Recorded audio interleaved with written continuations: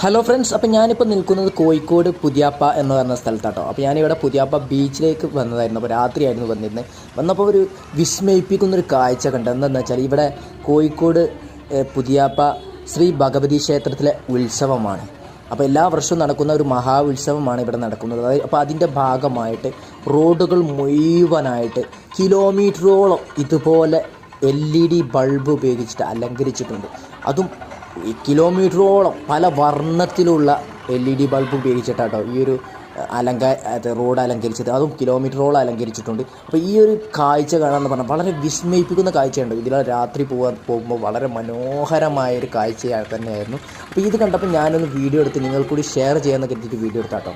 അപ്പോൾ ഈ രാത്രി ഈ ഒരു പുതിയാപ്പ ഈ റോട്ടിലൂടെ വരുമ്പോൾ വളരെ വിസ്മയിപ്പിക്കുന്ന ഒരു കാഴ്ചയായിട്ട് കാണുന്നത്. മൊത്തത്തിൽ ബൾബുകൾ ഉപയോഗിച്ചിട്ടാണ് ഇവിടെ അലങ്കരിച്ചിട്ടുള്ളത്. ഒരു എന്താ പറയുക,